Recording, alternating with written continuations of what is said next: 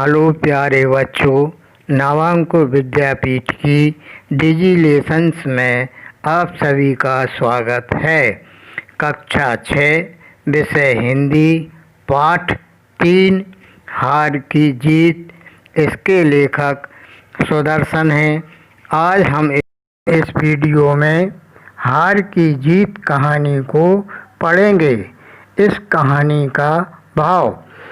प्रस्तुत कहानी में बाबा भारती द्वारा अपने श्रेष्ठ विचारों और सद्व्यवहार से डाकू खड़क सिंह के हृदय परिवर्तन का मार्मिक वर्णन किया गया है। बाबा भारती अपने घोड़े से परिवार के सदस्य की तरह प्यार करते थे। अपाहिज का वेश धारण कर डाकू खड़क सिंह कपटपूर्वक बाबा भारती का प्रिय घोड़ा छीन लेता है।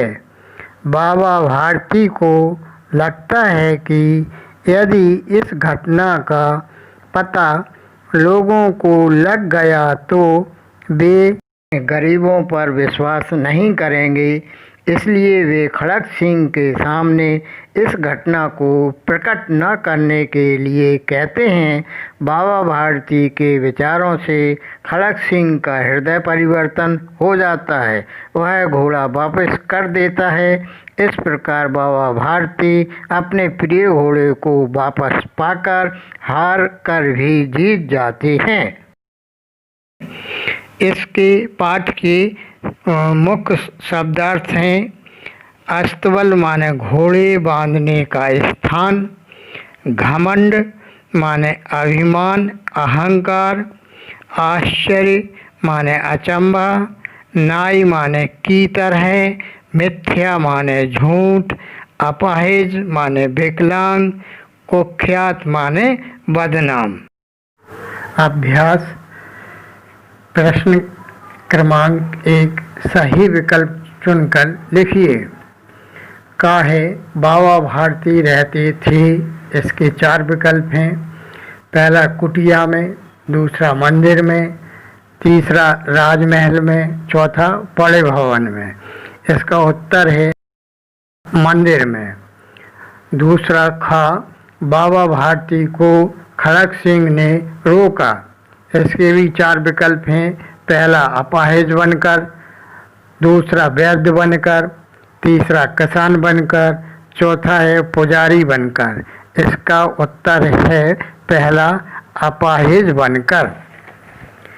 इसके बाद प्रश्न क्रमांक 2 रिक्त स्थानों की पूर्ति कीजिए। का है जो उसे एक बार देख लेता है उसके हृदय पर उसकी खाली स्थान अंकित हो जाती है। इसमें शब्द आएगा छवि। खा है बाबा भारती और खड़क सिंह खाली स्थान में पहुँचे। इसमें शब्द आएगा अस्तबल। गा है ओ बाबा इस खाली स्थान की सुनते जाना। इसमें शब्द आएगा कंगले। अब घा आएगा अब कोई खाली स्थान की सहायता से मुंह न मोड़ेगा। इसमें शब्द आएगा गरीबों। प्रश्न क्रमांक 3 1 या 2 वाक्यों में उत्तर लिखिए। पहला है का है बाबा भारती अपने घोड़े को किस नाम से पुकारते थे? इसका उत्तर है बाबा भारती अपने घोड़े को सुल्तान नाम से पुकारते थे। खा है खड़क सिंह कौन था? इसका उत्तर है खड़क सिंह उस इलाके का कुख्यात डाकू था। गा है खड़क सिंह बाबा भारती के पास क्यों गया था? इसका उत्तर है खड़क सिंह बाबा भारती के पास उनके घोड़े सुल्तान को देखने की चाह से गया था। गा है खड़क सिंह ने जाते समय बाबा भारती से क्या कहा था? इसका उत्तर है खड़क सिंह ने जाते समय बाबा भारती से कहा कि बाबा जी मैं यह घोड़ा आपके पास ना रहने दूंगा। दाहे खड़क सिंह ने अपने को किसका सौतेला भाई बताया था? इसका उत्तर है खड़क सिंह ने अपने को दुर्गा दत्त वैद्य का सौतेला भाई बताया था। प्रश्न क्रमांक 4, 3 से 5 वाक्यों में उत्तर लिखिए। का है बाबा भारती की दिनचर्या क्या थी? उत्तर है बाबा भारती गांव से बाहर एक छोटे से मंदिर में रहते थे और भगवान का भजन करते थे। अपने घोड़े सुल्तान को अपने हाथ से खरहरा करते थे। वे खुद ही उसे दाना खिलाते थे। उस घोड़े के बिना उनका जीवित रहना असंभव ही था। प्रश्न खा है विचित्र जानवर है, देखोगे तो प्रसन्न हो जाओगे।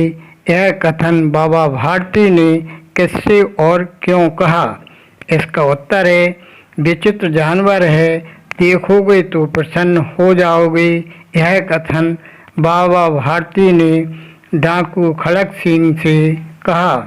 बाबा भारती ने यह वाक्य इसलिए कहा कि खड़क सिंह को सुल्तान को देखने की चाह थी।